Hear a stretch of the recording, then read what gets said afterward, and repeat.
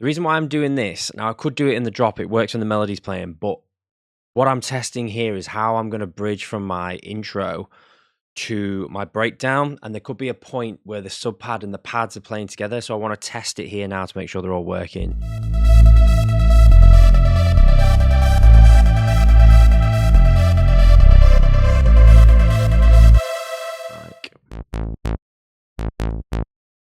Duplicate this across. Now right now when you play it like this,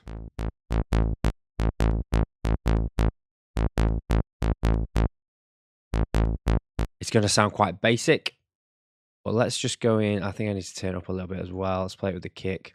I think that filter is opened up too much as well. So I'm just going to bring this envelope here down. What I've done here, so if you just, I'll turn off any of this as well. A lot of it. So for example, don't need that. You can have a bit of a delay on it if you like to give it a bit of groove, but it's not necessarily needed. So it's just this, and what you'll notice is I've shortened it quite a bit, so it's originally like this. But I think the groove sounds nicer when it's shortened a bit, so...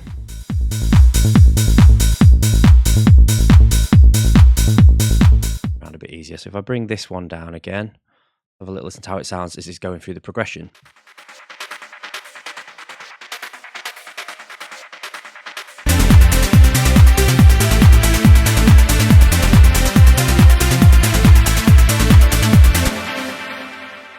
Now, it doesn't necessarily always need to be played with the melody, but you know, in a certain track, you might find that the melody is a bit more sparse, and it might fill in the gaps in between it. So, it's there. This is why I do the melody and the breakdown first, and the drop, so I can test these things later on to see what's going to work and what's not. Again, doesn't need to play there, but I think it's everyone's different grooves, where your bass pattern is, all those sorts of things. But this sort of sounds like this with the kick and bass.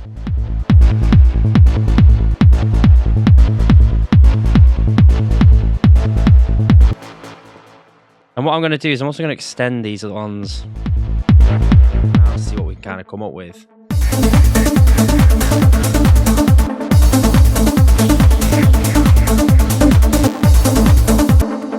Now what I do like is when this one starts here, a sequence of notes here that I quite like, so...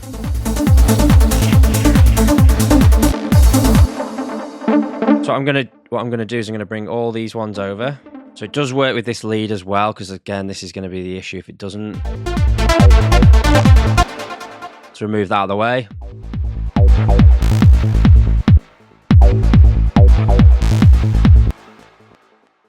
Now let's just change this to 16th notes a second. So we've got... Maybe we could do... And I'll probably mix this up a little bit through the track as well, depending on how I start to arrange it, but...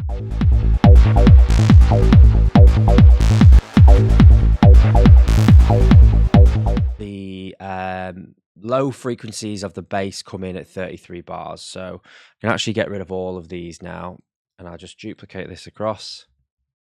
Then at bar 33, it'll go into the more driving bass. But I could extend this in, maybe, but let's just see. I'm going to do some basic sort of automation here to see how it all looks and sounds, and then I might go into a bit more of a detailed transition through each one. But I do find that I need to have some form of sort of transitions as I'm arranging it out, because I like to have an understanding of what's going to happen before and after the transition.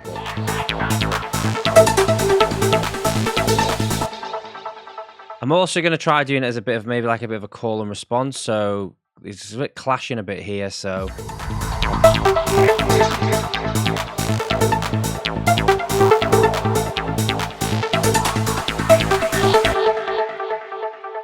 Let's try this. I think the pluck as well needs a little bit of high end taken off it, maybe a little bit of low, so it's a bit more delicate.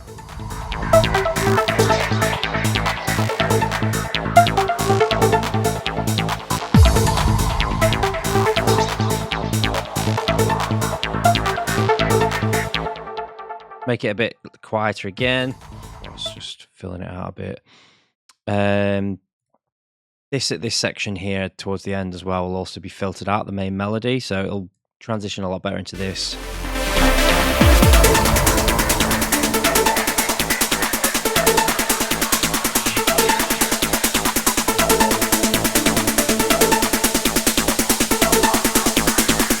Yeah, the lead's ducking too much. Let me just have a listen to it without the sidechain on.